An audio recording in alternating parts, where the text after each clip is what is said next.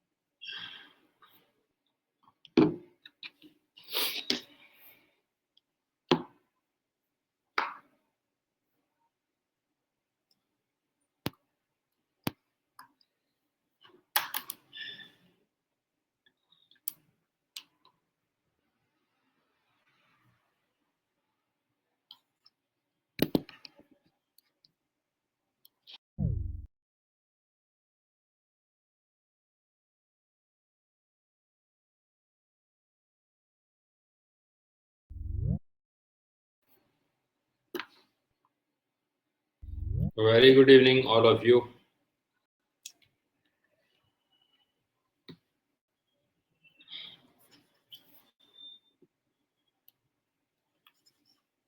Just wait for 2 minutes.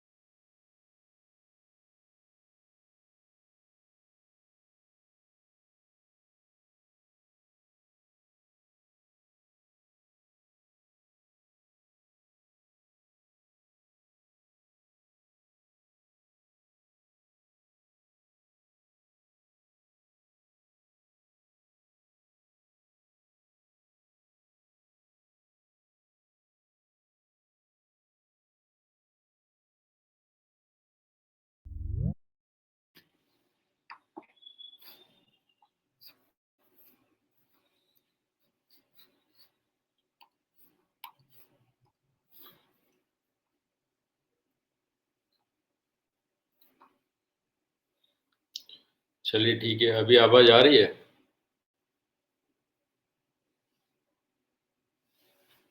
All right, so we are starting with the fluid mechanics.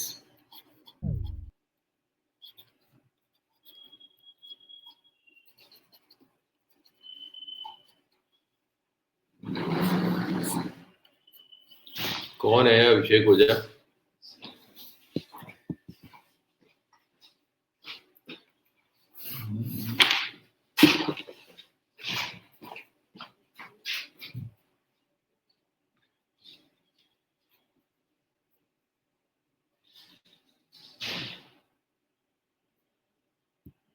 हाँ ले, तुझे voice command दे दिया, बोल क्या बोल रहा है? सर आप नए टीचर? हाँ, तुम्हारे लिए तो नया हूँ मैं इस क्लास में। Okay sir. बोलो क्या करना।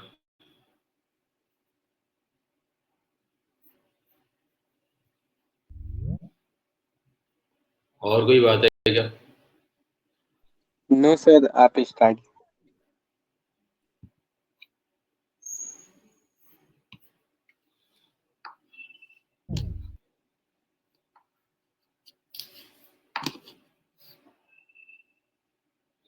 मेनली फ्लूइड मैकेनिक्स को अगर देखा जाए, so it is divided into three parts.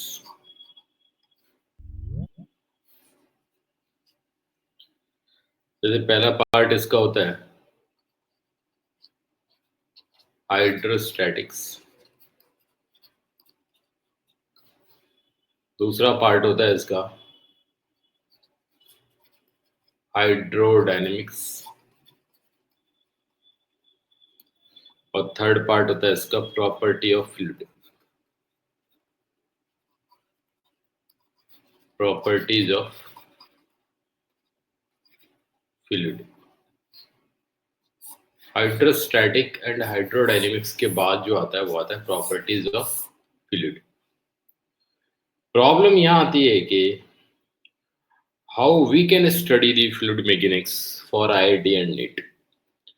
11th class का फाउंडेशन का बच्चा है, इसको पढ़ने के लिए क्या करेगा, फ्लूइड मैकेनिक्स को, और उसे शुरुआत कहाँ से होनी चाहिए, स्टार्टिंग वो कहाँ से करे, किस किस जगह पे ज्यादा स्ट्रेस दे, किस किस जगह पे कम स्ट्रेस दे, इन चीजों को ध्यान में रखते हुए हम बात करते हैं आज फ्लूइड मैकेनिक्स की। तो पहले में लिखेगा, पहले वाले इस पोर्शन में लिखेगा बच्चों, hydrostatic is studied when hydrostatics is studied when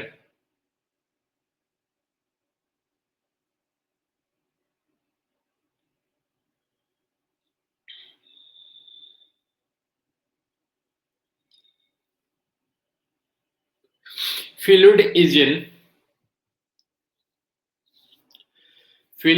in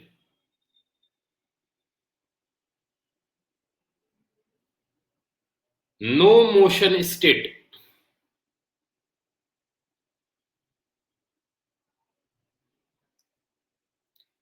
तो जब ये पता है कि नो मोशन स्टेट है, यानी इस जगह पे फ्लूइड किस में है, रेस्ट में है, वो कांस्टेंट वेलोसिटी से हो सकता है, लेकिन ऐसे अगर अपन बात करें कि उस पर बाहर से कोई एक्सेलरेशन प्रोवाइड हो रहा है क्या, तो नहीं हो रहा है। और उसी वजह से हम यहाँ पे हाइड्रोडायनेमिक्स को ये कहेंगे कि जब भी कोई फ्लूइड किसी वेसल में रख के एक्सेलरेटेड हो, तो उस वेसल के एक्सेलरेट होने से अगर वो हाइड्रोडायनेमिक्स बन रही है, तो हम वहां पे बात करते हैं हाइड्रोडायनेमिक्स की। प्रॉपर्टी ऑफ फ्लूइड्स में अगर बात करें, तो प्रॉपर्टी ऑफ फ्लूइड्स में जैसे सरफेस टेंशन हो गया, विस्कोसिटी हो गई, कॉन्टेक्ट एंगल हो गया, इन चीजों की चर्चा बाद में की जाएगी। So start with the first topic, hydrostatics. तो ये चैप्टर का नाम है हाइड्रोस्टैटिक्स।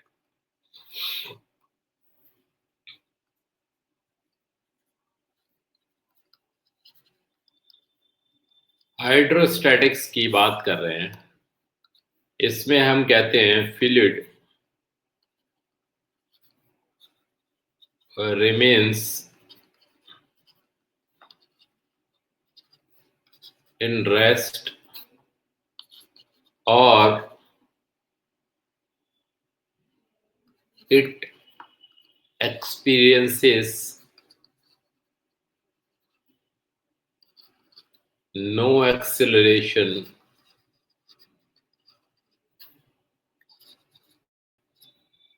externally। चलो इस लाइन को हम यहीं पे एंड अप कर देते हैं, remains in rest, remains in rest। तो कई बार हमने ये देखा होता है कि if this vessel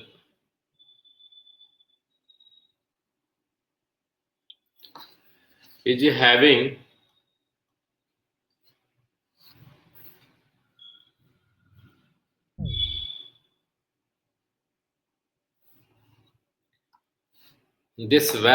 having particles of fluid like this,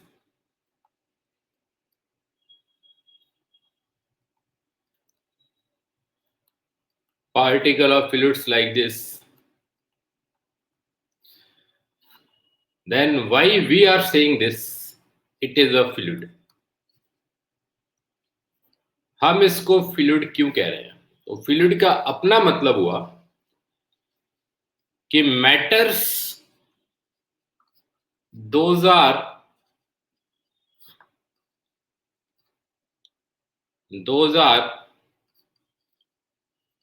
tends to flow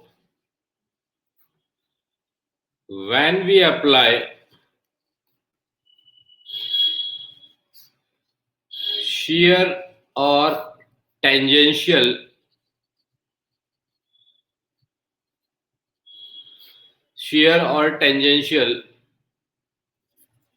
forces,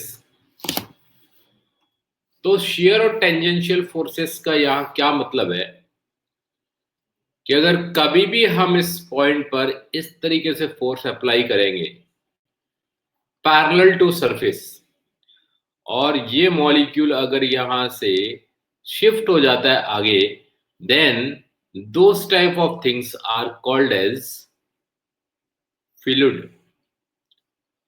for example, there is a slab, we are applying a force like this F, but it is having two component, like one is F parallel to the surface, other is like F perpendicular to surface. तो पानी के surface को अगर हम bucket पे देखते हैं और बकेट में जो पानी की सरफेस हमको दिख रही है या किसी और मटेरियल की दिखती, जैसे ऑयल हो गया, टॉल्यून हो गई, बेंजीन हो गई, किसी की भी दिखती, या एयर हो गई, तो अगर हम उस सरफेस पर अपने फोर्स लगाते हैं parallel to the surface, it mean बेटा in that physics we are going to study fluid mechanics. Fluid का मतलब क्या होता है? अक्सर बच्चा ये समझता है fluid means liquid. That is not like that. Fluids के अंदर हम एग्जांपल लिक्विड्स भी रखते हैं एंड एयर भी रखते हैं. कई बार बच्चा सोचता है कि इस चैप्टर का नाम हाइड्रोस्टैटिक्स है, तो हाइड्रो मींस तो वाटर के बारे में होगा. देखो, हाइड्रोस्टैटिक को ये स्टैंडर्ड वे में बोल दिया, but the chapter is not considering only water as a example. It is considering like कि any other liquid can be judged in the problem and that is also there, but the name itself shows that hydrostatic fluid remaining in rest. तो fluid का मतलब mainly हम यहाँ पे आज जो देख रहे हैं वो देख रहे हैं लिक्विड के केस में, लेकिन फ्लूइड कहते दोनों को. तो फ्लूइड कौन से मैटर होते हैं? मैटर की कितनी स्टेट्स होती हैं? तो स्टेट्स ऑफ मैटर में 5 स्टेट्स ऑफ मैटर आती हैं: सॉलिड, लिक्विड, गैसियस, और भी हमारे पास मैटर की स्टेट आई थी. कोई बच्चा बता सकता है? There are nearly 5 states of matter according to chemistry and physics. तो वो दो कौन कौन सी हैं जिनके बारे में मैंने अभी बात नहीं की है?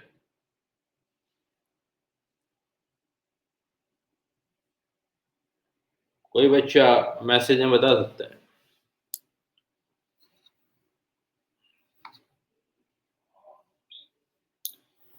Plasma and Bose condensate state, ये दोनों बोर कंडेंसेट आइंस्टीन स्टेट होती है.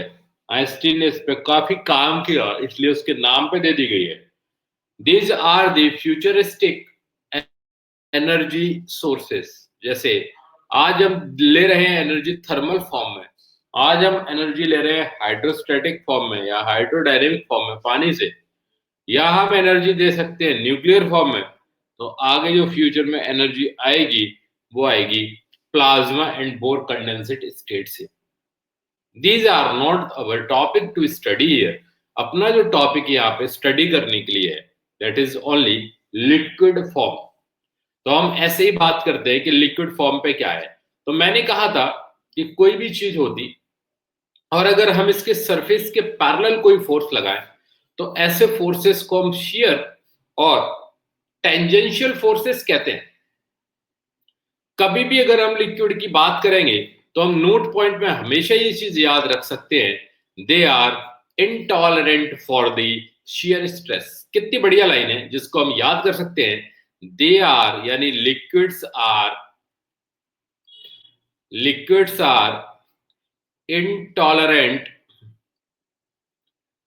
intolerant for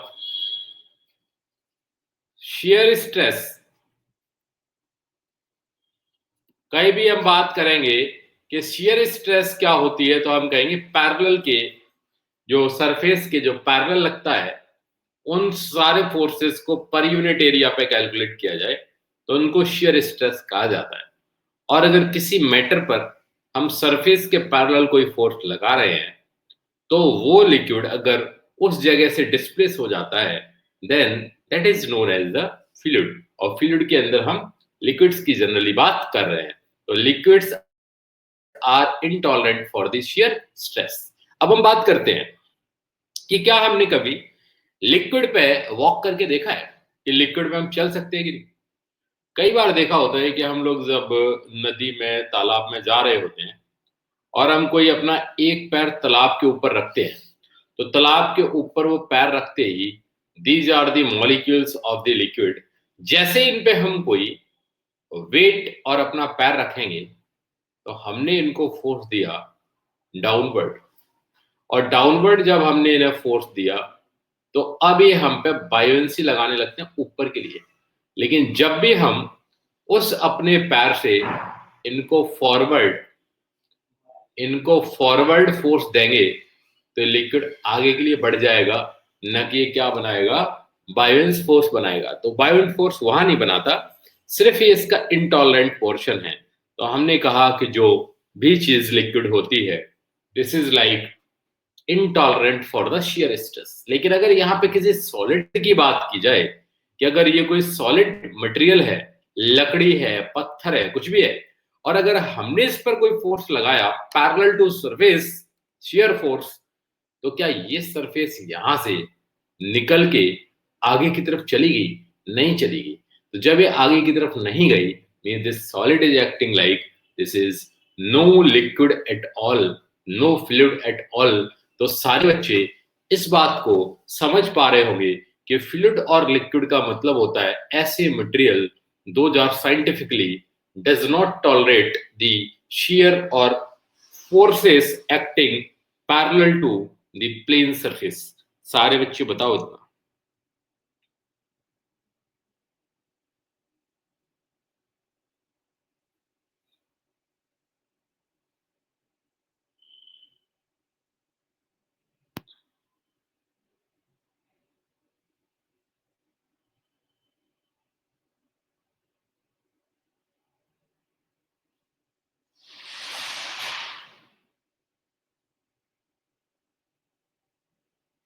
सारे बच्चे उसमें चैट में बोल सकते हैं अगर लिक्विड की डेफिनेशन समझ में आ गई, फ्लूइड की डेफिनेशन समझ में आ गई तो।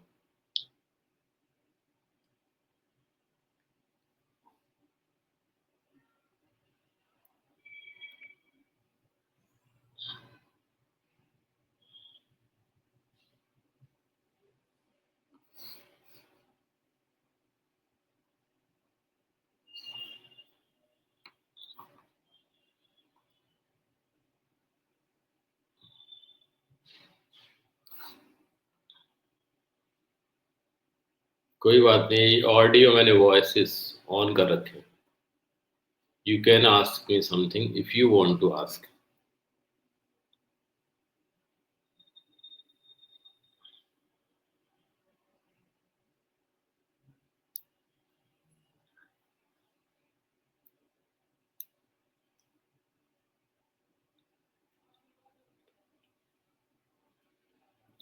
Any student want to ask something can ask.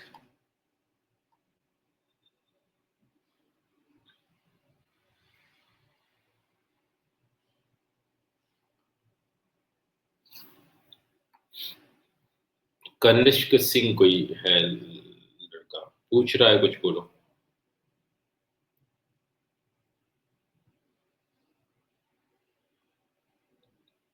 Kanishk Singh,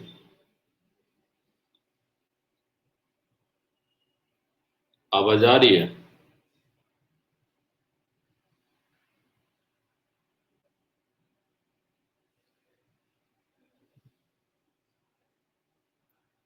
चलो, हो सकता नहीं सुन पा रहे होगे।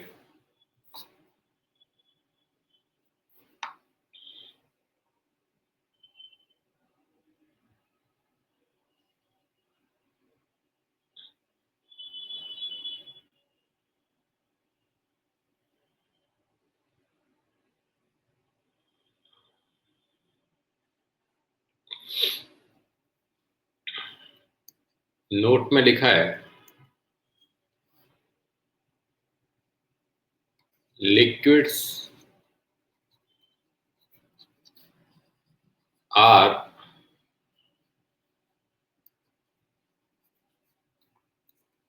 Matter those are intolerant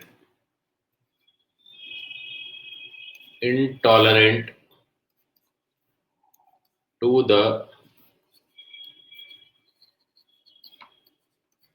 shear stress। ये लिक्विड में लिखा हुआ है मैंने नोट पॉइंट में। सबके वॉइस जो कमांड्स हैं वो ऑन है। You want to ask anything you can ask.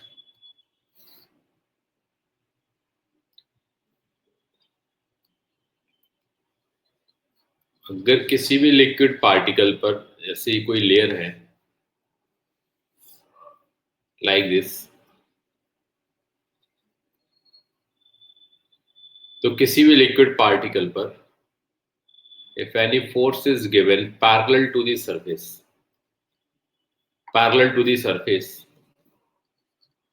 तो ऐसे फोर्स को शियर फोर्स कहा जाता है। स्ट्रेस का मतलब होता है force per unit area. The meaning of stress. रही बात रश्मि के पॉइंट की, liquid is nearly incompressible fluid, so we are never going to decrease the volume for this. ये सबको पता है कि हम यहाँ पे सरफेस के पैरेलल फोर्स लगा रहे हैं, और इसका मतलब ये नहीं होता कि यहाँ पे हमने इसे इनकम्प्रेस करने की कोशिश की है। तो अगर वो पार्टिकल आगे के लिए बढ़ रहे हैं मीन्स ऐसी चीजें टाइम टू फ्लो होती हैं, और अगर ये टाइम टू फ्लो होंगी तो हम इनको बोलेंगे फ्लूइड्स।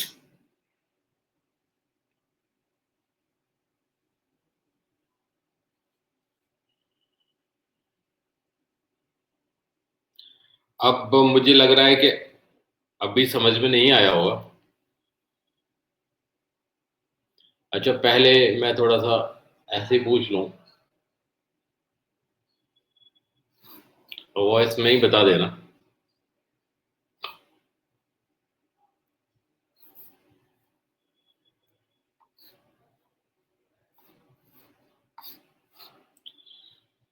फिजिक्स में कौन टीचर अभी पढ़ा रहे हैं, क्या पढ़ा रहे हैं, कोई बच्चे बताओ।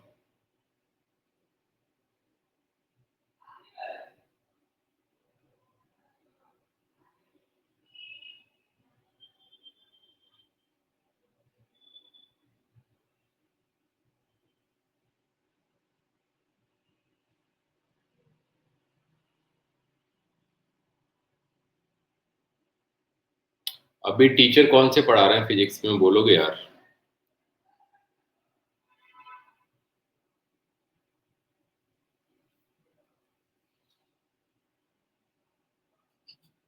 ठीक है, पहले भी कोई पढ़ाया है क्या?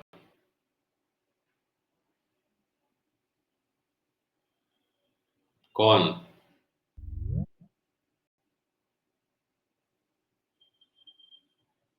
सर अभिजीत सर पढ़ाते थे, अभी आप पढ़ा रहे। पहले कोई नहीं पढ़ाया ना? नहीं कौन कौन सा टॉपिक हो गया है? सर, अभी इम्पल्स चालू किए थे सर, उसके बाद से क्वेश्चन कर रहे हैं। इम्पल्स रोटेशनल या लीनियर? रोटेशनल मैकेनिक्स में पढ़ा रहे हैं इम्पल्स, या न्यूटन्स लॉज ऑफ मोशन में पढ़ा रहे हैं?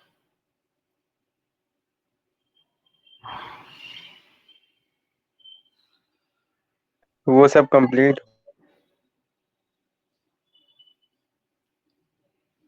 चलो ठीक है।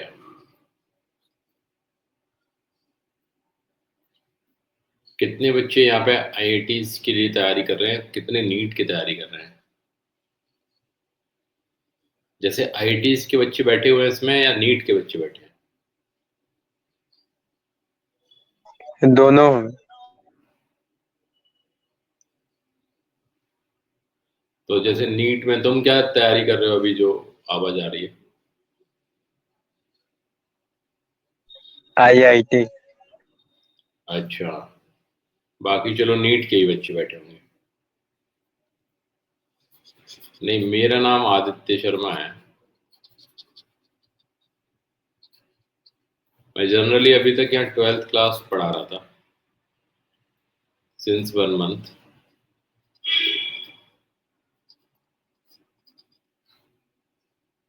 और यहाँ पे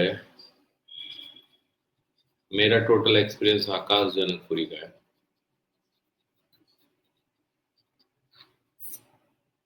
और मैं पास आउट बीएचयू से हूँ। So there is no issue such like कि तुम्हें पढ़ना ही पढ़ना है। वी हैव डिसाइडेड लाइक कि जो टॉपिक कंटिन्यूसली चल रहा है centre of mass and rotational, it will be continue like that. अगर मैं फ्लूइड मैकेनिक्स से स्टार्ट करूंगा तो फिर मैं आगे के लिए जा सकता हूँ एसएचएम वेव पर सिलेबस के लिए। दैट डजंट मीन कि it is a forceful thing. If you want to continue the topics with the Abhijeet only, you can continue with that only, no issue in that. If you are not understanding well by my teaching, you can be with Abhijit only. He will teach CM and then he will teach you fluid mechanics and SHM and wave. There is no stress like that कि हमें क्या करना है क्या नहीं करना है, ये बहुत आसान है। ठीक है, तो कोई इशू नहीं है इसमें कि हम क्लासेस कंटिन्यू करें कि नहीं करें। एकदम ऐसा कोई ज़रूरत नहीं है क्लासेस कंटिन्यू करने का भी। You can be with the centre of mass and rotational comfortability. ठीक है ना, तो वहाँ पे कंफर्टेबल हो सकते हो। क्योंकि आज की क्लास मैंने स्टार्ट की है इसलिए मैं तो ऐसे ही पढ़ा देता हूँ। कल से तुम वहाँ स्टार्ट कर सकते हो, कोई दिक्कत नहीं। ये ऐसा नहीं था, सिलेबस के लिए था बस। ठीक है, ऑलराइट। और कुछ पूछना है तो पूछ सकते हो। Okay sir.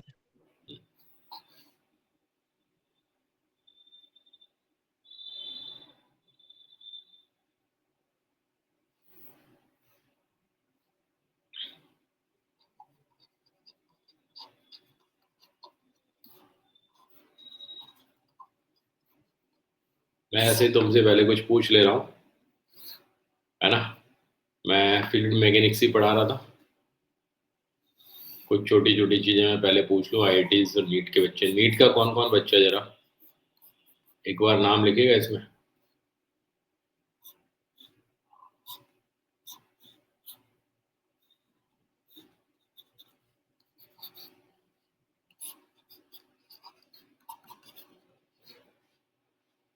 चलो अभी मैं पढ़ा नहीं रहा, तुम किसी भी पेज पे ये सब कर सकते हो रिवीजन पॉइंट्स। ये एनएलएम का न्यूमेरिकल है। Just I am asking you कि कैपिटल एम एक वैज है और इस पे एक ब्लॉक रखा हुआ है। इस ब्लॉक को स्टेशनरी बनाए रखने के लिए, इस ब्लॉक को स्टेशनरी बनाए रखने के लिए ए की वैल्यू क्या होनी चाहिए? You can be answerable thing और आंसर दे सकते हो। क्या आएगा? एस सी वर्मा में भी दिया गया है इस क्वेश्चन को। तो बताओ इसमें कितना आंसर आना चाहिए। मैं थोड़ा सा चेकआउट कर रहा हूँ कि अच्छा ही है। If you are doing like data ना, कितना आंसर आएगा इसका?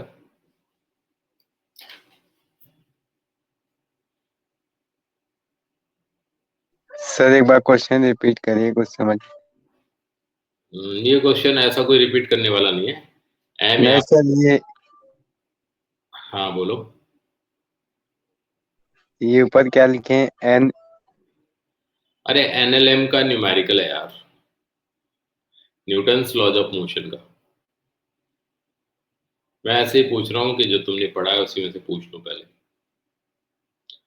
एनएलएम का प्रॉब्लम है न्यूटन्स लॉज ऑफ मोशन।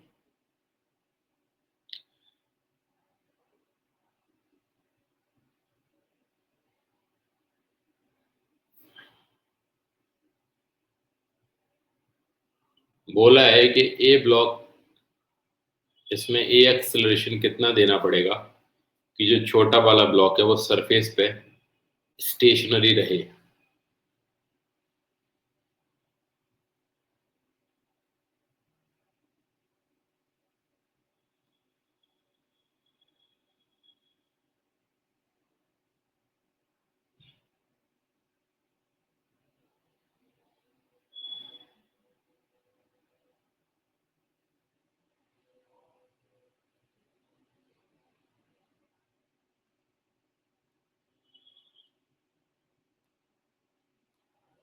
कोई आंसर ही नहीं दे पा रहा क्या?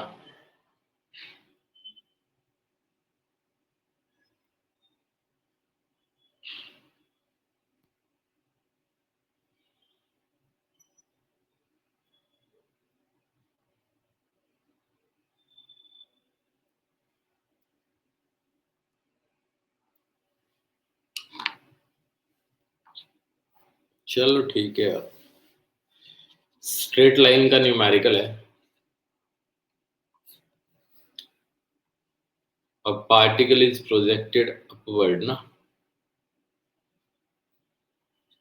with u equal to 20 metre per second from the ground. इस पार्टिकल को अंडर ग्रेविटी ऊपर की तरफ फेंका गया है। We need to find displacement in last second.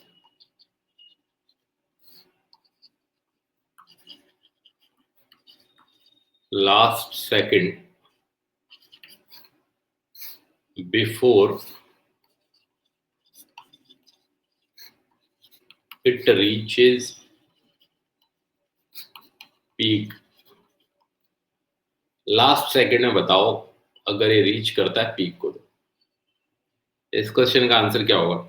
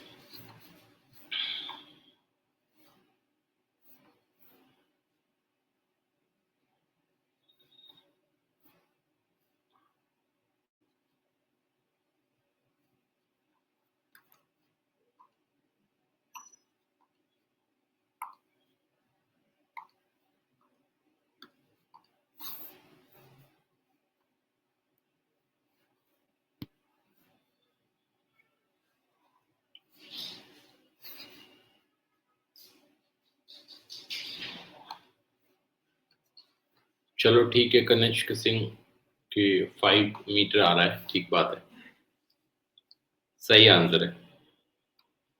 क्योंकि किसी बॉल को जब अब मैं अपवर्ड की तरफ प्रोजेक्ट करूंगा तो लास्ट सेकंड में ये हाईएस्ट पॉइंट पर होगा। अगर ये हाईएस्ट पॉइंट पर होगा तो इसकी वेलोसिटी इस पॉइंट पे 0 होगी, और 0 होने के बाद अगर ये फिर नीचे की तरफ आएगा तो ये इसकी फर्स्ट सेकंड होगी। ये रिवर्स जर्नी में इसकी फर्स्ट सेकंड होगी और एक अपवर्ड जर्नी में इसकी लास्ट सेकंड होती। तो if I am calculating the displacement for first second, it is like s is equal to half g 1 square। तो उस बच्चे का आंसर सही है, it is 5 metre. Here we are always considering the physics। ऐसी general discussion कर रहा हूं मैं, ऐसे कोई अपने कलेजे पे मत लेना। तो अगर इसमें जनरली फिजिक्स को देखा जाए कि क्या है, सो अंडर ग्रेविटी की प्रॉब्लम है और simply the last second displacement is independent of initial velocity, independent of initial velocity. ये u पर डिपेंड नहीं, independent of initial velocity. Physics को पढ़ने का यही एक तरीका भी है कि whoever is teaching, first of all try to involve the arguments. Next, if arguments are going better and better, then you are getting the physics, and then you arise your doubts, तो physics के concept clear होते हैं। इसका कभी ये मतलब नहीं रहा फिजिक्स पढ़ने का it is a one way thing. जैसे इस एनएलएम के क्वेश्चन को मैंने यूं पूछा कि ये मुझे फ्लूइड मैकेनिक्स में काम आता, तो मैं थोड़ा सा वो डिस्कस कर लेता। न्यूटन्स लॉज ऑफ मोशन में इस क्वेश्चन में पूछा है कि ए एक्सेलरेशन कितना हो सच दैट कि इस पे जो ब्लॉक रखा हुआ है स्मॉल एम वो रेस्ट में रहे। तो कंडीशन मुझे दी है, कंडीशन गिवन है, तो small m plus capital M होगा क्या एक्सेलरेशन? हाँ, 1 small m plus capital. Okay, ये आंसर हो गया 1 small m plus capital M, ऐसा g is equal to acceleration. हाँ, क्या आईआईटी की तैयारी कर रहे हो? वैसे ही पूछ रहा हूँ मैं तो। आईआईटी और नीट? अभी कर नहीं रहे सर अभी। अच्छा कोई बात नहीं है, वैसे काय की कर रहे हो, आईआईटी और नीट की? सर दोनों में। दोनों कर रहे हो? और जो कॉम्बिनेशन ले रखा है क्या तुमने?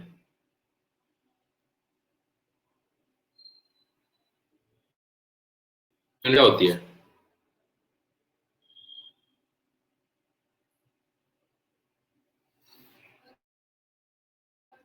तुमने 2 buffaloes plus 3 cats is equal to 5 cats आएगा, सुना है क्या सर? 2 भैंस 3 बिल्ली मिलके कभी 5 बिल्ली नहीं बन सकती ना। तो सबको पता है कि लेफ्ट की यूनिट और राइट की यूनिट एक ही होनी चाहिए। तो फिजिक्स में जो चीज पॉसिबल है हम उसी को करते हैं। तो क्लियरली मैं बच्चे को ये बताना चाहता हूँ कि अगर आंसर हम लोग दे भी रहे हैं 1/m प्लस कैपिटल एम, तो यहाँ पे m केजी में आएगा ना। तो बीइंग एन आईआईटी की तैयारी वाले एस्पिरेंट्स ये तो ध्यान दें कि m अगर केजी में आएगा और कैपिटल M भी केजी में होगा, तो केजी का इनवर्स जो आएगा वो आएगा KG inverse. That is not a unit of acceleration, right?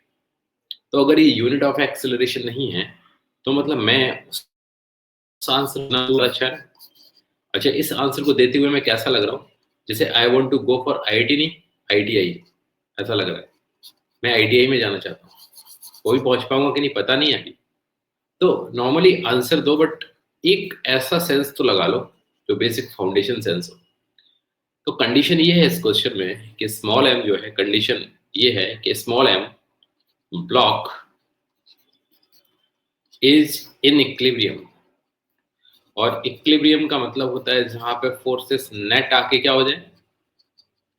Net equilibrium का मतलब है कि नेट फोर्सेस का रिजल्टेंट क्या हो जाए, 0। तो एम ब्लॉक इक्विलिब्रियम में है, इसकी गारंटी देने के लिए कौन रखा हुआ है, वेल्स, जो कि मोशन में है। तो कंडीशन अगर ये दी है तो एक ही वैल्यू हम फाइंड आउट करते हैं। कल को हम क्या करेंगे ना, किसी फ्लूइड की वेसल को भी आगे चला सकते हैं, और फ्लूइड की वेसल को आगे चलाने के बाद भी हम कोई ना कोई वहां से आइडिया ले सकते हैं स्यूडो फोर्सेस का। तो अगर ये क्वेश्चन सॉल्व नहीं भी हो रहा है तो नॉर्मली ये सोचो कि टाइम इक्वल टू 0 से फिजिक्स पढ़ते तो कैसा लगता है।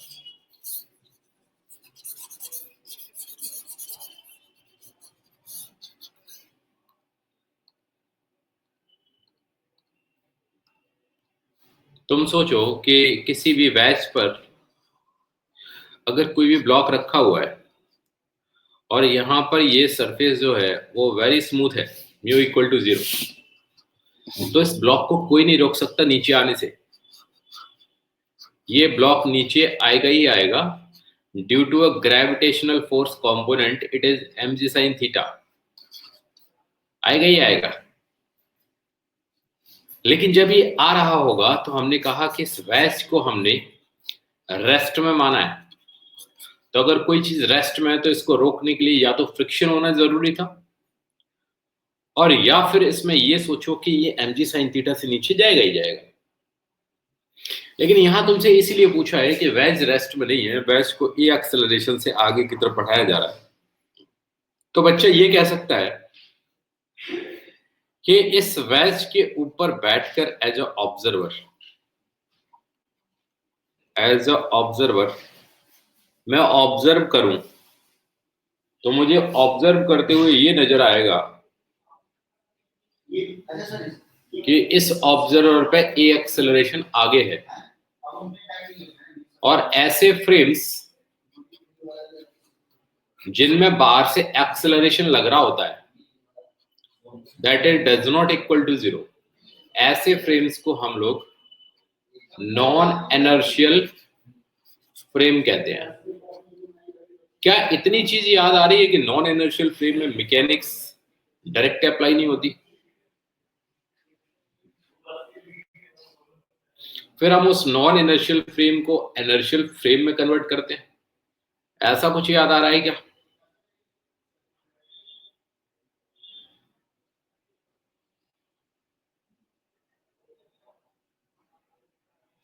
हाँ ना बोल सकते हम लोग कि ऐसा कुछ याद आ रहा हो कि नॉन इनर्शियल फ्रेम और इनर्शियल फ्रेम की कुछ बातें हुआ करती थी पहले।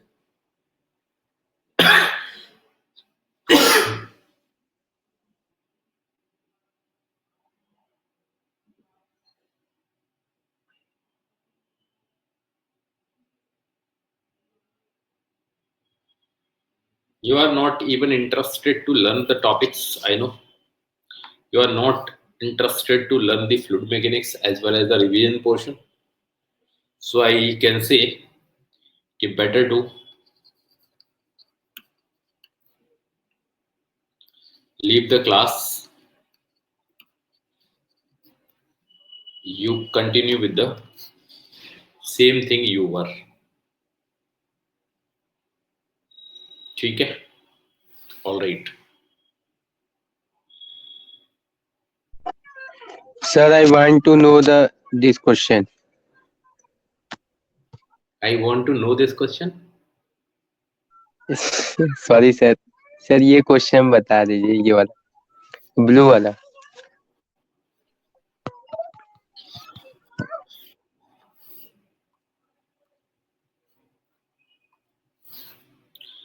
जब भी किसी फ्रेम की बात करते हैं और वो फ्रेम नॉन इनर्शियल होता है तो यहाँ पे न्यूटन्स की मैकेनिक्स डायरेक्ट अप्लाई नहीं होती। कंसीडर करो कि बाइक लेके तुम जा रहे हो किसी रोड पर और तुम किसी दुकान वाले को देख रहे हो पान लगाते हुए। तो अगर तुम्हारी बाइक में एक्सीलरेशन है तो अगर तुम उस पान वाले को देख रहे हो तो न्यूटन को ये चीज अच्छी नहीं लगेगी। न्यूटन कहेगा इधर ऐसा करो कि तुम अपनी गाड़ी को कांस्टेंट वेलोसिटी से चलाओ, और या ऐसा करो कि अपनी गाड़ी को रोक लो, और तब अगर पान वाले को देख रहे होगे तो मैं फिजिक्स में अपने रूल्स लगा सकता हूं। तो बच्चे ने पूछा कि वो रूल्स क्या हैं जिनको तुम लगाना चाहते हो? तो वो रूल्स हैं कि F equal to m a, force equal to m a को लगा दूंगा, एक्शन इक्वल टू रिएक्शन को लगा दूंगा, और मैं अपने इनर्शियल रूल को लगा दूंगा। तो कुल मिलाकर न्यूटन की आत्मा तभी मरती है जब हम नॉन इनर्शियल फ्रेम में ही क्वेश्चन सॉल्व कर देते हैं, और वो तभी जीवित होता है जब हम नॉन इनर्शियल पहचानना भी सीख जाएं और उसको फिर इनर्शियल में ले जाना भी सीख जाएं। एक अच्छी सी कहानी है इनर्शियल और नॉन इनर्शियल की, सुनना भी होगा तो सुन भी सकते हैं, लेकिन फ्लूइड मैकेनिक्स में बहुत ज्यादा काम आता है। अब प्रॉब्लम ये हुई कि जब हमें ये पता ही चल गया कि रेस्ट में रखते हुए इस ब्लॉक को कभी इक्विलिब्रियम नहीं दिया जा सकता, और ये भी पता चल गया कि वेज जब आगे चलेगा तो उस वेज का आगे चलना इस बात की गवाही देता है कि ऑब्जर्वर नॉन इनर्शियल है। तो तुम ऐसा कह सकते हो कि इस ऑब्जर्वर को जो आगे की तरफ ए एक्सेलरेशन से जा रहा है, इसको मैं पीछे की तरफ अगर ए एक्सेलरेशन दे दूं तो ये पूरा का पूरा सीन और ऑब्जर्वर ये चला जाएगा इनर्शियल में। किस में चला जाएगा? इनर्शियल में।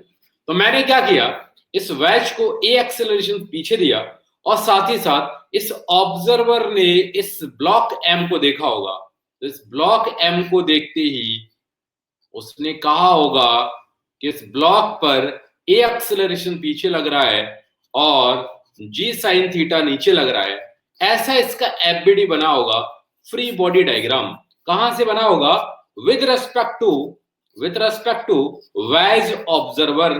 एक ऑब्जर्वर जो वेज पे खड़ा हुआ है, इसके रिस्पेक्ट में बना होगा। तो अगर मैंने इसको एफबीडी का रूप दे दिया तो अब मेरे पास एक मुद्दा आता है कि ए क्या है? तो इस ए का नाम होता है स्यूडो एक्सिलरेशन। इसका नाम होता है स्यूडो एक्सीलरेशन। तो कभी कभी तुमने ये भी सुना होगा कि अगर इसमें m का मल्टीप्लाई कर दूं तो ये बन जाएगा स्यूडो फोर्स। ये क्या बन जाएगा? Pseudo force. अगर ये चीज हमें मिल रही है ज्ञान की, तो हम इस ज्ञान को थोड़ा सा एक्सटेंड करें तो आंसर अपने पास मीटअप हो गया। इस ब्लॉक से अगर पूछा जाए कि भाई तेरे ऊपर कौन कौन से फोर्सेस लग रहे हैं, तो कहते हैं वेज को चलाने से ये जो फोर्स लगा इसको मैं कहूंगा एम ए। जो ऑलरेडी ग्रेविटी लगा रही थी वो है एम जी साइन थीटा। और तुम्हें पता है कि मुझे इक्विलिब्रियम में होने के लिए नीचे नहीं जाना है, तो मैं कहूंगा जब तुझे नीचे नहीं जाना है तो अपना एक कंपोनेंट एम ए का यहां पे लेके आ जा और इस एम ए के एक कंपोनेंट को जस्ट अ मिनट।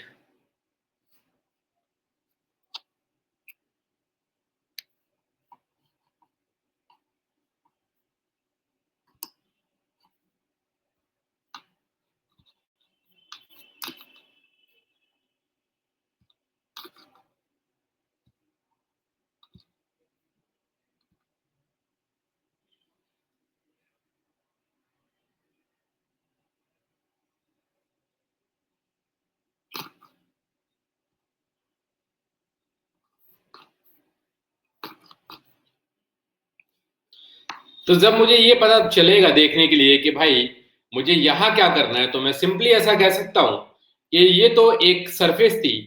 अगर कोई ब्लॉक नीचे की तरफ जा रहा है, अगर कोई ब्लॉक नीचे की तरफ जा रहा है तो इस एम ए कॉस थीटा होगा।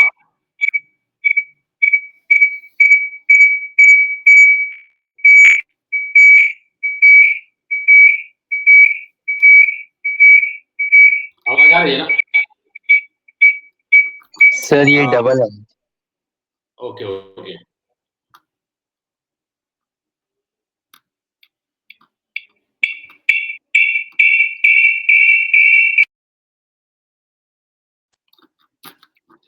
जस्ट मिनट में करके ऑन कर।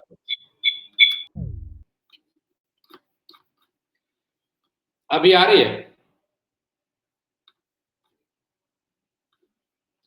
हाँ ठीक।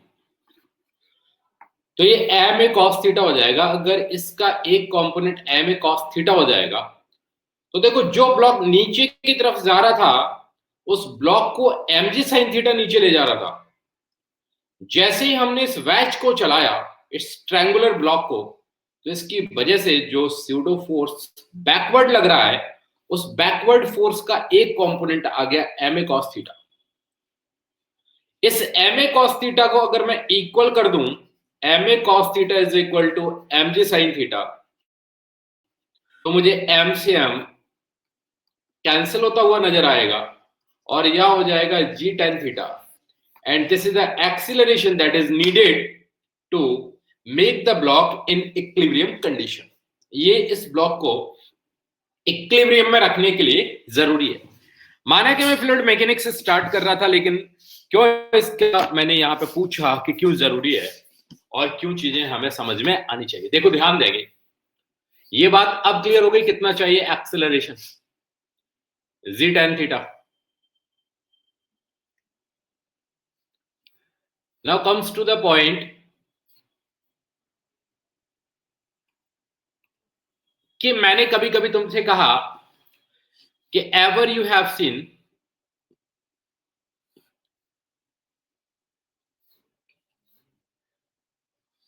कि किसी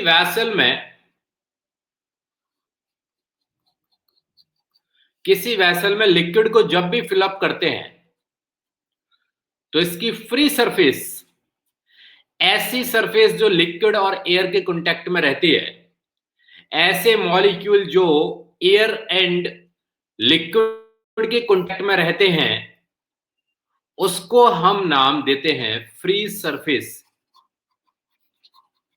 free surface. If this vessel is non accelerated, इस वैसल को हमने आगे की तरफ नहीं चलाया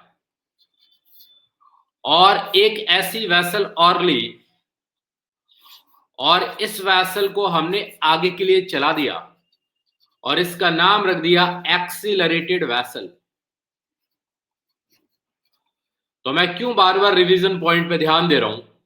मैं थोड़ा सा जानना चाह रहा था कि क्या बच्चे को अपनी ब्रीफ नॉलेज ऑफ फिजिक्स है भी या नहीं। तो एक वैसल यहां पे एक्सिलरेटेड है और एक नॉन एक्सिलरेटेड वैसल है। पूछा गया है कि क्यों हम इस फ्री सरफेस को हॉरिजॉन्टली पढ़ते हैं और यहां पे क्या चेंजेस आएंगे। तो अगर मैंने यहां पे फिजिक्स में एक लॉ बनाया होता या एक कॉन्सेप्ट बनाया होता और इस कॉन्सेप्ट का ये नाम लिखता मैं,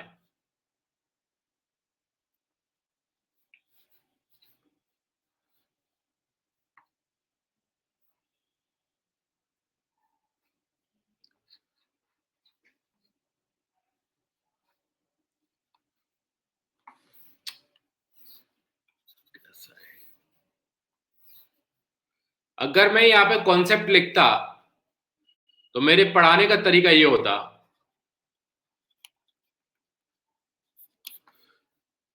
the shape of free surface of liquid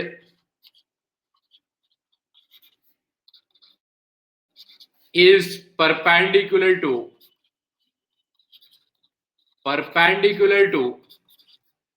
a net acceleration net। बच्चा कहता है ये कॉन्सेप्ट है, लेकिन इसके आधार पे आप क्या बताना चाहते हो। तो मैंने कुछ देर पहले तो मैं ये चीज बताई थी कि फ्लूइड मैकेनिक्स में लिक्विड कभी भी ऐसे फोर्सेस को टॉलरेट नहीं कर पाता जो सरफेस के कैसे लग रहे हों, पैरेलल, या ऐसे कोई भी कंपोनेंट हो जो पैरेलल टू सरफेस लग रहे हैं, उनको कभी भी ये मिसहैंडल ही करेगा, हैंडल नहीं कर पाएगा, टॉलरेट नहीं कर पाएगा। लेकिन कभी भी कोई एक्सेलरेशन ऐसा लग रहा हो जो फ्री सरफेस के 90 डिग्री पर है, तो सिर्फ लिक्विड को कंप्रेस कर सकता है, इससे ज्यादा कुछ नहीं। तो फ्री सरफेस का डायरेक्शन ऑलवेज कैसा होना चाहिए? Perpendicular to a net. अगर ये परपेंडिकुलर टू ए नेट रहेगा तो फ्री सरफेस का मेनिस्कस और इसका शेप निकालने में हमें हमेशा आसानी होगी। मान के चलो कि ये वैसल हम इन द ग्रेविटी पढ़ रहे हैं, इन द ग्रेविटी हम ऑब्जर्व कर रहे हैं, तो फ्लूइड मैकेनिक्स में कल भी स्टार्ट कर दूंगा। बस लेट्स कंसीडर के हमें प्रिपेयर होना पड़ेगा पढ़ने के लिए, हम ऐसे नहीं पढ़ सकते बुद्धों की तरह, नहीं तो better to continue with the same teacher जिससे हम पढ़ रहे थे। तो ग्रेविटी का मतलब होता है कि डाउनवर्ड एक्सेलरेशन प्रोड्यूस हो रहा है। हमें पता है कि अगर ग्रेविटी डाउनवर्ड लग रही है तो यही इसकी फ्री सरफेस होगी and this free surface will be at 90 degree. ये फ्री सरफेस हमेशा कैसी रहेगी? 90 डिग्री, क्योंकि कोई भी पैरेलल कंपोनेंट अभी नहीं आ रहा है। अगर कोई भी पैरेलल कंपोनेंट आता तो हम ऑटोमेटिकली देखते कि फ्लूइड या तो बहने लगता, फ्लो होने लगता, या फिर वो हाइड्रोस्टैटिक्स में नहीं पढ़ा जाता, हो सकता है वो बर्नौलीज थ्योरम और हाइड्रोडायनेमिक्स में जाके पढ़ाया जाए। So there are different sections of fluid mechanics. एक में हम सिर्फ ये जानना चाहते हैं कि फ्लूइड मैकेनिक्स स्टेशनरी क्यों है, इसका रीजन क्या है, इसके कॉजेज क्या हैं, और एक में हम ये जानना चाहते हैं कि फ्लूइड में लिक्विड आगे क्यों जा रहा है, पीछे क्यों आ रहा है, मोशन में क्यों है। सो ऐसे रीजन्स को हम कहते हैं डायनेमिक्स।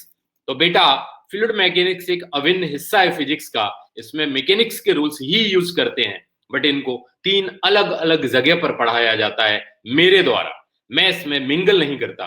जब भी मुझे जरूरत होती है कि लिक्विड को मैं रेस्ट में देखूं तो लिक्विड को रेस्ट में देखूंगा, और जब भी मुझे जरूरत होती है लिक्विड को मोशन में देखो तो मेरा सेपरेट टॉपिक होगा डायनेमिक्स, जिसके अंदर काफी सारी हेडिंग्स आएंगी। और जब मेरे पास होगी कि विस्कोसिटी क्या है, सरफेस टेंशन क्या है, कॉन्टेक्ट एंगल क्या है, तो इनको मैं अलग से पढ़ाता हूं। बच्चा कभी कभी ये जरूर मेरे से बोलता है विदाउट स्टडी कि सर ये नीचे वाली वेसल तो हाइड्रोस्टैटिक नहीं है, ये तो डायनेमिक्स है क्योंकि पानी इसमें चल रहा है। मेरे भाई, अगर कोई ऑब्जर्वर इस वेसल पे बैठ जाए हाइपोथेटिकली, तुम्हारी आत्मा इस वेसल से अटैच हो जाए, तो तुम्हारे पास भी एक्सेलरेशन ए है और इस मॉलिक्यूल के पास भी एक्सेलरेशन ए है, तो मुझे लगता है कि दो पैसेंजर एक बस में बैठे हों तो एक दूसरे के साथ रेस्ट में ही रहते हैं। तो अगर वेसल से अटैच होकर मैं देखूंगा तो मुझे आज भी ये वेसल कैसी नजर आएगी, स्टेशनरी नजर आएगी। तो मुझे इस बात में थोड़ा सा गहराई से सोचना पड़ेगा कि कब स्टेशनरी है कब नहीं है। अगर मैं वेसल के बाहर जाके सोचूं, ग्राउंड पर जाके, तो इस वेसल के सारे मॉलिक्यूल मुझे आगे की तरफ जाते हुए नजर आ रहे होंगे, तो मैं कहूंगा ये तो डायनेमिक्स है, यानी इस पर्टिकुलर क्वेश्चन को मैं डायनेमिक्स में भी सॉल्व कर सकता हूं और साथ ही साथ स्टैटिक्स में भी सॉल्व कर सकता हूं। ये मेरे ऊपर डिपेंड करता है कि मेरे टीचर ने मुझे दोनों में बताया है या सिंगल सोचना बताया है। तो ठीक बात है, मैं आगे जाके बच्चों से ये अपील करूंगा कि बताओ इस ए एक्सेलरेशन वाली वेसल में फ्री सरफेस का शेप क्या होना चाहिए।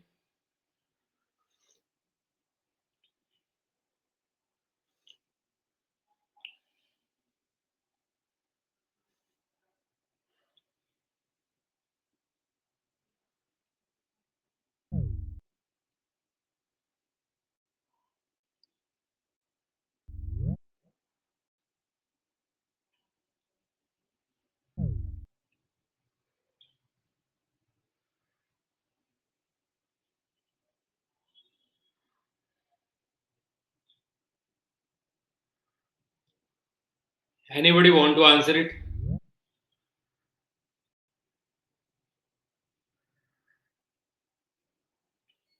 नो। ऑलराइट, ये बताओ एक्सेलरेशन ए से अगर वेसल जा रही है और इसके ऊपर कोई ऑब्जर्वर है अटैच, तो ये ऑब्जर्वर अपने ऊपर ए एक्सेलरेशन रखता है, तो किसको हम नॉन एनर्शियल कैटेगरी के अंदर रखेंगे या फिर एनर्शियल कैटेगरी में रखेंगे? और भी कुछ ले आओ, ले आओ, फीवर आ रहा है, ले आओ। इसको हम एक्सेलरेटेड वेसल में रखेंगे या नॉन एक्सेलरेटेड वेसल में रखेंगे, ये बात हमें ध्यान देनी है। इसकी कोई ठंड वाली बात सही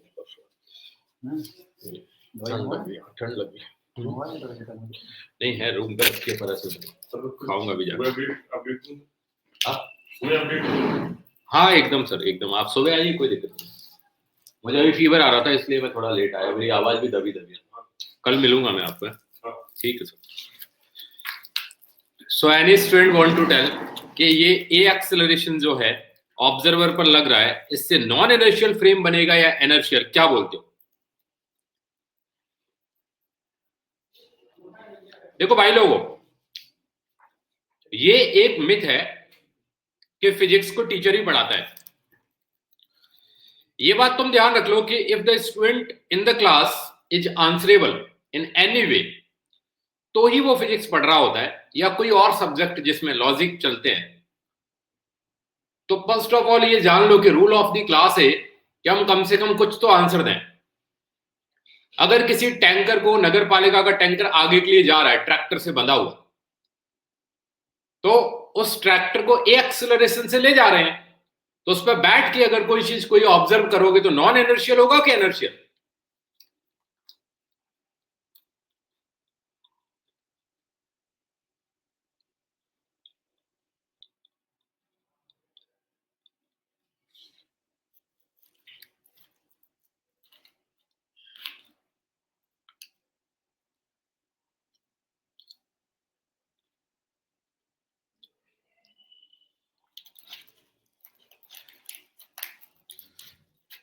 अरे भाई कुछ बोलोगे?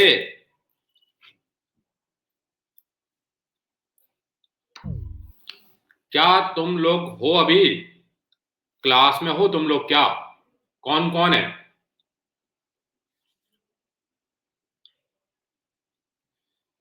चलो कोई नहीं।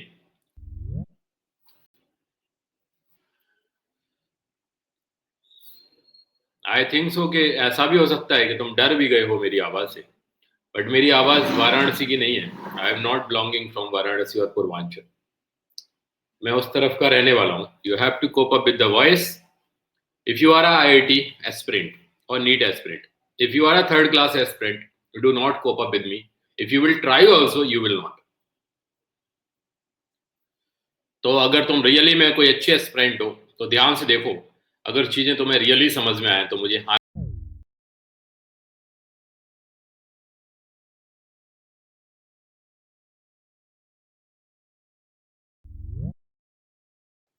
कि what is inertial and non inertial. तो ये बात अक्सर मैं किया करता था 1D में, वन डायमेंशनल मोशन में। नॉन एनर्शियल एंड एनर्शियल वाली बात मैं करता था। यार ये सब क्या है इस बुक?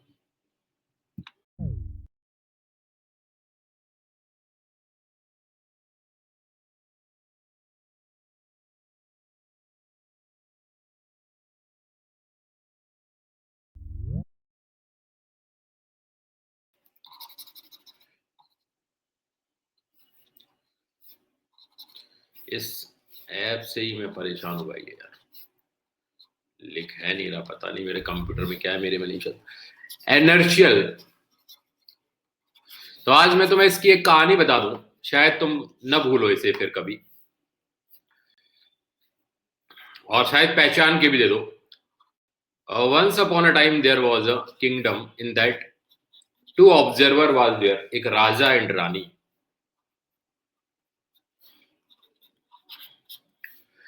बट राजा is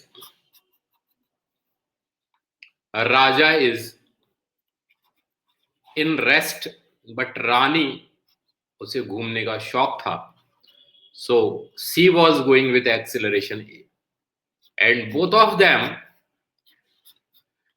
of them was observing a same block of same mass 2 kg of 2 kg.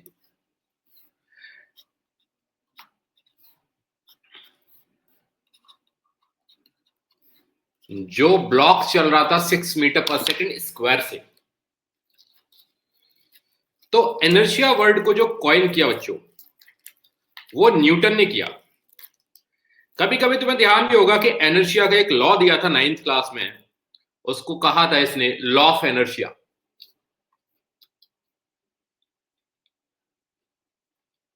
अगर ये चीज याद आ रही है तो ठीक है। और फिर कहा था कि इनर्शिया का लॉ, यानी law of inertia of direction, अगर किसी व्हीकल की डायरेक्शन नहीं बदल रही, इसका मतलब उस पर बाहर से कोई एक्सेलरेशन नहीं लग रहा है। अगर कोई रेस्ट में ब्लॉक है, वो मोशन में नहीं आ रहा, मतलब बाहर से कोई एक्सेलरेशन नहीं लग रहा। न्यूटन की भावनाओं को देखो, वो कहना चाहता है if there is not a acceleration externally on any system, then the system is in inertia. क्या इस बात से एग्री हो कि अगर हमारे ऊपर नेट एक्सेलरेशन 0 लगेगा बाहर से तो हम इनर्शिया में बोले जाएंगे? क्या इस बात से सहमत हो?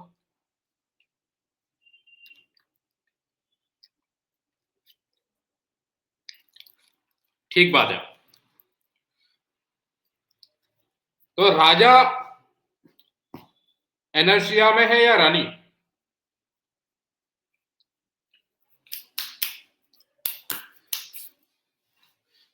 यहां पर राजा इनर्शिया में है या रानी?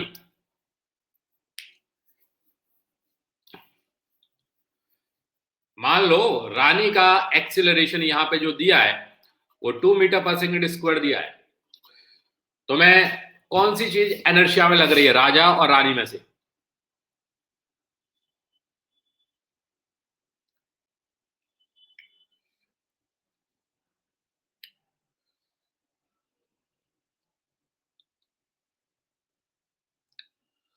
दोनों एनर्शिया में है। चलो बेटा कोई बात नहीं, हो सकता है हम लोगों ने स्टडी खराब की हो। अगर ये राजा है ना रेस्ट में, तो राजा पे ग्रेविटी नीचे लग रही होगी जिसका mg फोर्स होगा, और राजा पे नॉर्मल ऊपर लग रहा होगा, तो नेट फोर्स राजा पे जो आएगा ना बाहर से, वो 0 आएगा। यानी राजा को अभी एनर्शिया बोला जाएगा, एनर्शियल। क्या बोला जाएगा राजा को? एनर्शियल। लेकिन रानी में वर्टिकली तो बैलेंस होंगे फोर्सेस, लेकिन हॉरिजॉन्टल बैलेंस नहीं है, तो रानी को बोला जाएगा नॉन एनर्शियल। तो रानी यहां पे नॉन एनर्शियल फ्रेम में है और राजा यहां पे एनर्शियल फ्रेम में है। तो अगर राजा ऑब्जर्व करेगा तो एनर्शियल फ्रेम से करेगा, और रानी ऑब्जर्व करेगी ब्लॉक को तो नॉन एनर्शियल से करेगी। न्यूटन हमेशा कहता है my laws are applicable only in the inertial frame. Newton हमेशा कहता है कि अगर किसी बच्चे ने नॉन एनर्शियल फ्रेम में मेरे लॉज लगा दिए, नॉन एनर्शियल में लगा दिए, तो मैं मरा हुआ फिर से जिंदा होके आ जाऊंगा उसके सपनों में, और अगर उसने फिर से लगाए तो हो सकता है वो भूत बन के आ जाए। तो कहने का सिंपल मतलब है, न्यूटन कभी नहीं चाहता कि तुम उसके फ्रेम को नजरअंदाज करके कहीं फिजिक्स पढ़ने की कोशिश करो। तो जब राजा और रानी में से ये चीज अंडरस्टूड है कि रानी नॉन एनर्शियल है, तो रानी पे हम डायरेक्ट नहीं लगाएंगे ना, और राजा एनर्शियल है, यहां पे हम डायरेक्ट लगा देंगे। तो देखो ध्यान से कैसे डायरेक्ट और इनडायरेक्ट का मतलब यहां लेना देना है।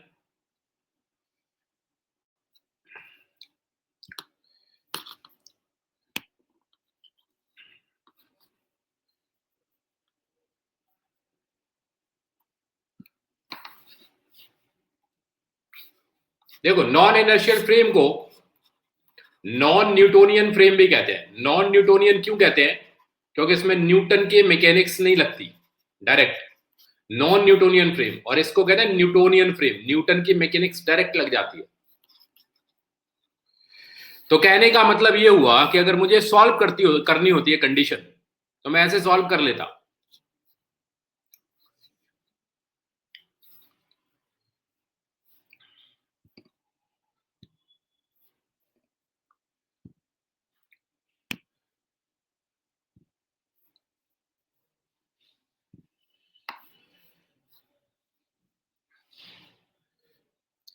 तो मैं इसको ऐसे सॉल्व करता कि राजा चूंकि एनर्शियल में है,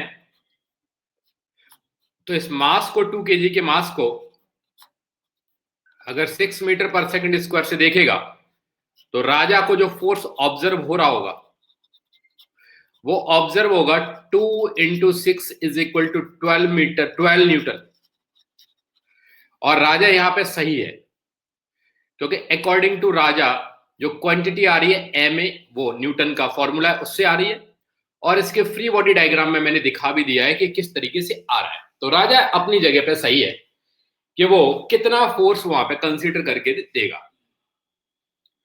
तो रानी को थोड़ा बुरा लगा, और रानी ने कहा कि ये चीज मुझे अजीब लग रही है, मुझे समझ नहीं आ रहा कि मैं कितना बताऊं। तो देखो रानी ने क्या किया।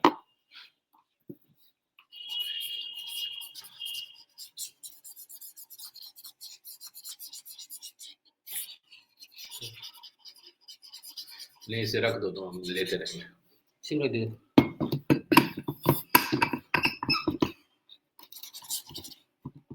दोनों का दिन सुंदर हो जाएगा। हाँ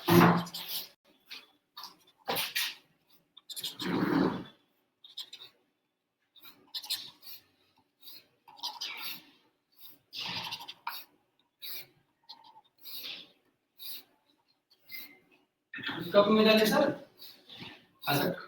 कप में डाले। अरे रहने दो यार। F Rani is equal to 8 newton बच्चे बोल रहे, ठीक बात है।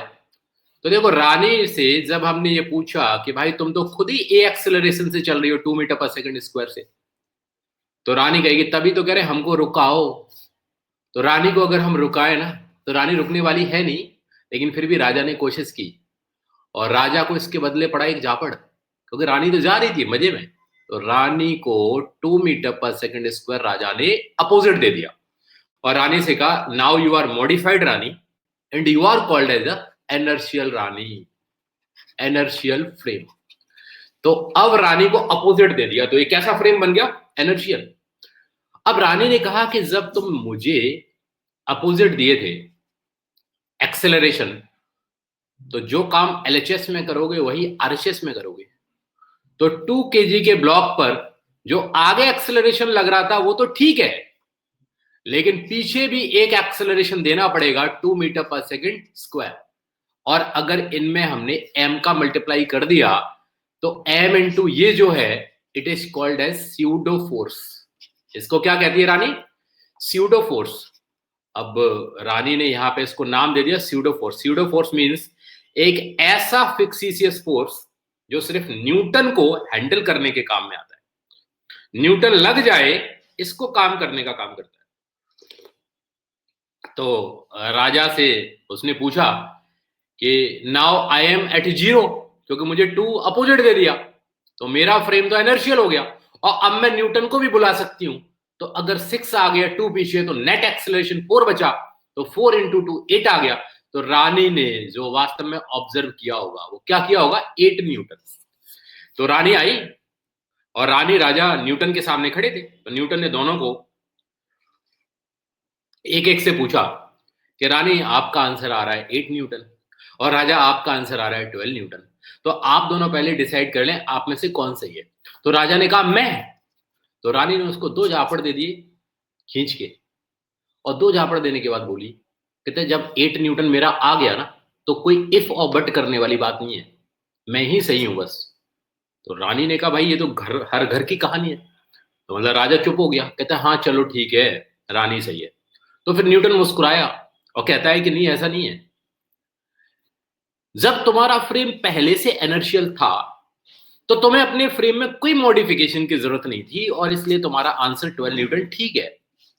लेकिन रानी का फ्रेम गड़बड़ था और रानी के इस फ्रेम को एनर्शियल बनाने के लिए मैंने जो मॉडिफिकेशन किया उसमें उसका एफबीडी चेंज हो गया। जो 12 न्यूटन आगे लग रहा था 6 इंटू 2 12, तो पीछे भी एक स्यूडो फोर्स आ गया 2 इंटू मास ऑफ 2 यानी 4।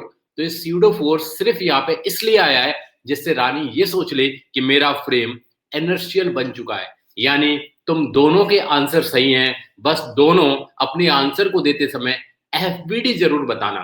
तो वो कहेगा ओके राजा हम समझ, ओके न्यूटन हम समझ गए। तो न्यूटन को फिर आराम से दोनों ने खाना खिलाया अपने किंगडम में और फिर न्यूटन वापस ऊपर की तरफ लौट गया। तो भाई स्वर्ग की तरफ चला गया। यानी जो बच्चे न्यूटन को स्वर्ग से बुलाए थे और उससे समझे कि क्या होता है एनर्शियल नॉन एनर्शियल, उसको समझ लो, क्योंकि बाद में तुम ही लोग हो जो प्रॉब्लम सॉल्व करते समय नरक करते हो। तो ऐसी चीजों को ध्यान में रखते हुए न्यूटन ने ये सारी चीजें कही कि कम से कम ऑब्जर्वर को तो जानो कि वो एनर्शियल है या फिर वो नॉन एनर्शियल है। Back to the case study, जहां पे हम ये बात कर रहे थे, बच्चों से पूछ रहे थे कि बताओ ये वैसल किस फ्रेम में है। तो मेरे भाई अब तो बता दो कि ये जो नीचे वाली वैसल है वो किस फ्रेम में है। ये जो वैसल है, ये वाली वैसल, ये किस फ्रेम में है। अगर राजा इसके बाउंड्री से लटक के जा रहा है तो ये राजा किस फ्रेम के अंदर आएगा।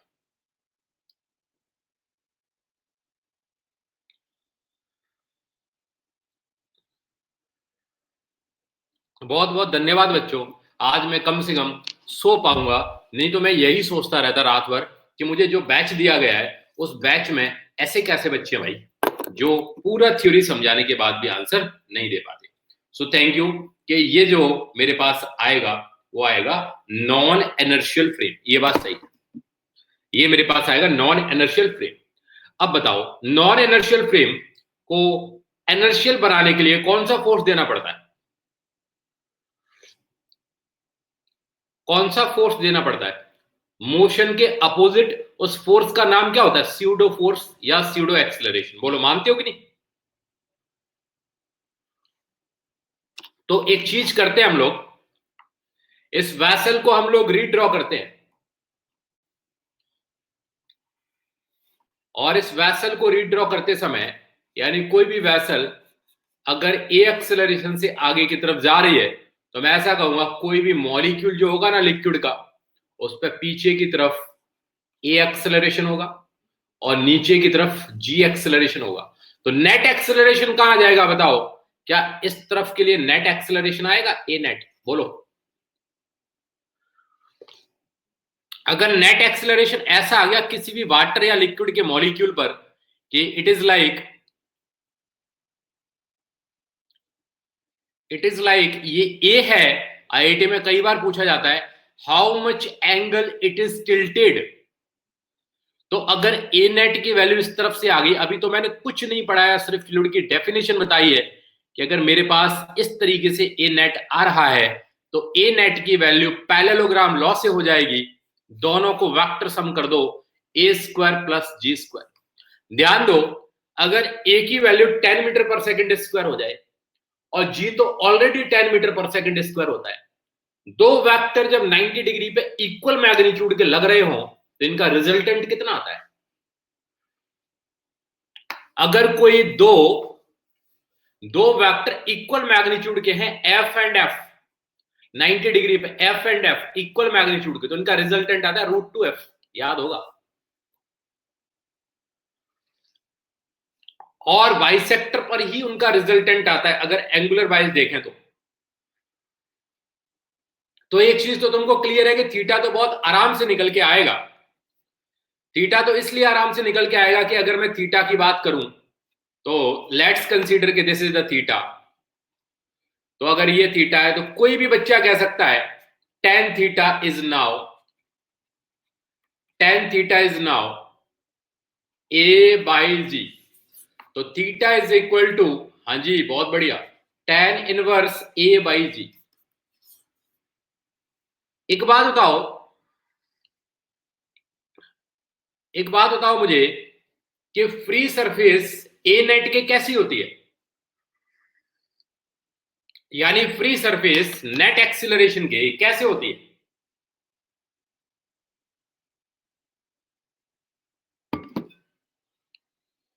बोल सकते हो यार, मैंने बताया था free surface of liquid is perpendicular to a net, बताया था कि नहीं?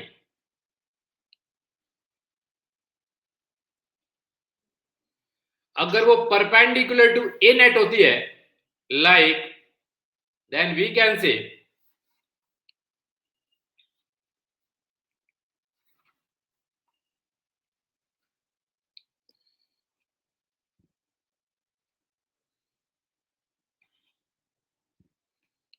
तो मैं ऐसा कह सकता हूं कि ये इस तरीके से आ रही होगी,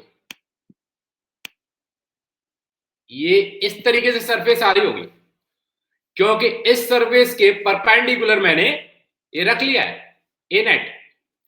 सो ये ए नेट की वैल्यू है। तो तुम देख पा रहे हो कि ए नेट और सरफेस के बिटवीन का एंगल कितना है? 90 डिग्री। तो ध्यान देना कि ये क्वेश्चन एनएलएम में एक बार आया होगा, न्यूटन्स लॉज ऑफ मोशन में स्यूडो फोर्स को बताने के लिए इसकी बात भी कराई होगी, और इसकी बात अगर शुरू ही होगी तो एक दिन तो मुझे सिर्फ इस बात में लग गया तुम्हें जानने में कि तुम पढ़ने वाले हो कि नहीं। सो होपफुली कि समझ में आ जाना चाहिए कि इसमें क्या मैं बोलना चाह रहा था, है ना? इस तरीके से लिक्विड अपने आप को थोड़ा टिल्ट कर लेता है, यानी जो इसमें जा रहा होगा वो लिक्विड कुछ इस तरीके से दिखाई देगा।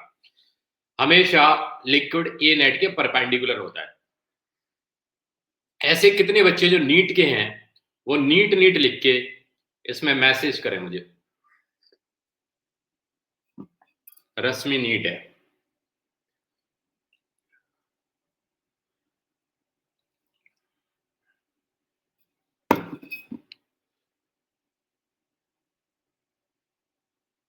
अच्छा, सौम्या नीट।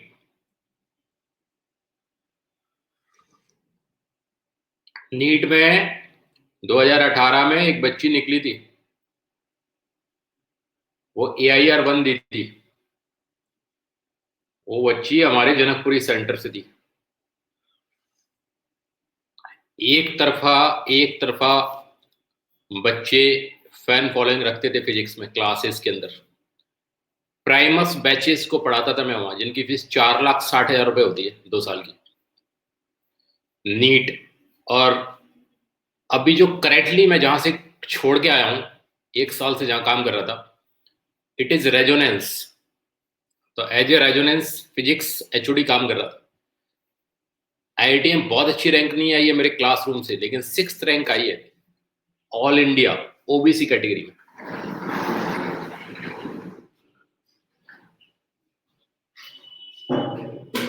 तो ऐसे कितने बच्चे जो आईआईटी की तैयारी कर रहे हैं, जल्दी जल्दी बोलो। कनिष्क आईआईटी, लड़का कनिष्क आईआईटी, और बताओ।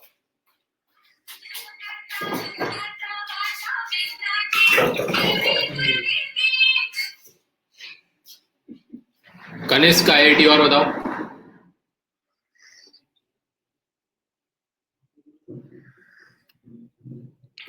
अभिषेक ओझा आईआईटी, मतलब लड़के आईआईटी हैं मैक्सिमम लिस्ट में है। और कोई?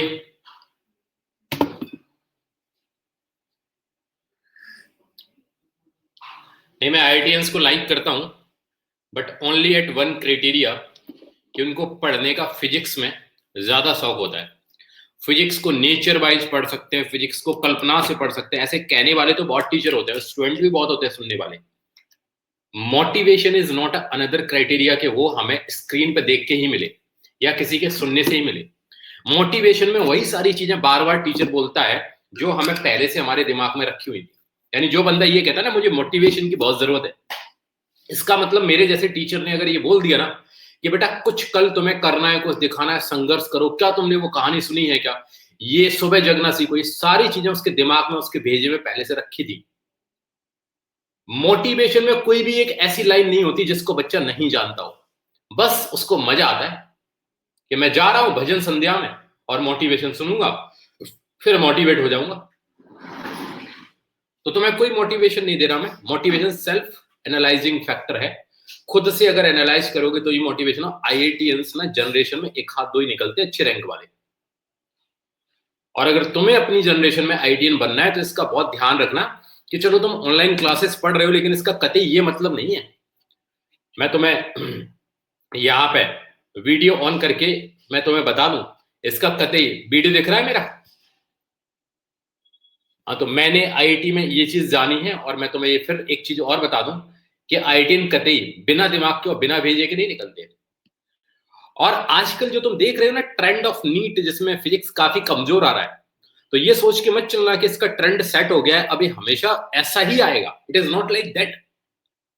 नीट में कभी भी ट्रेंड बदल सकता है depending upon the aspirant, aspirant कितने आ रहे हैं।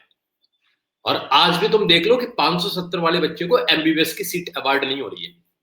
तो होपफुली मैं ये होप करता हूं कि जो सेक्शंस मेरे फिजिक्स में हो चुके हैं उनको हमारे अभिजीत सर पढ़ा रहे हैं, और साथ ही साथ मैं जो पढ़ा रहा हूँ फ्लूइड मैकेनिक्स से पढ़ा रहा हूँ। प्रॉपर्टी ऑफ मटेरियल में फ्लूइड मैंने उठाया है पहले, मैं सॉलिड की प्रॉपर्टी बाद में उठाऊंगा, मैं थर्मल प्रॉपर्टी थर्मोडायनेमिक्स बाद में पढ़ाऊंगा, मैं एसएचएमओ भी बाद में पढ़ाऊंगा। तो होपफुली मैं बच्चे को ये बताना चाहता हूं कि उसी तरीके से प्रिपेयर रखो, ना कि ऐसा करके कि ना ना ना ना ठीक ही है ना, ठीक है कोई दिक्कत नहीं है। अभी जब क्लासेस हो जाएंगी ना 3-4, तब पता चलेगा मैं पढ़ाता क्या हूं और मैं क्या पढ़वाता हूं बच्चों से जबरदस्ती से, उन्हें क्या पढ़ना होता है। So try to become a ranker first in a classroom programme, first in a test of class, then at all over India level. इतनी आसानी से पहले लॉजिक बनाना सीखो, क्या है क्या नहीं है, और ये चीजें याद करके लेके आओ। Have a nice day. Anyways, मुझे क्लासेस में बहुत पार्शियली बाद में अच्छा लगा था। सिंस लास्ट 20 मिनट्स मुझे अच्छा लगा है। जब मैं कह रहा था मैंने कहा ठीक है मैं क्लास लीव कर देता हूँ, कोई दिक्कत नहीं, जहां से पढ़ना हो पढ़ो, लेकिन 20 मिनट से मुझे थोड़ा सा अच्छा लगा क्लास में कि तुम जिंदा हो। बट अगर तुम्हारे अंदर वाकई में जिंदा दिली है कल से पढ़ने की, तो फिर क्लास में बैठना और फिर हमें पढ़ना 3 दिन ये और 3 दिन वो, और फिर बताना, क्योंकि बेफिजूल में अपना टाइम बर्बाद करना ये मेरा भी मकसद नहीं है ना। ठीक है, सो क्लियर है। Have a nice day. अपन पढ़ेंगे बाद में। All right, good night, good night.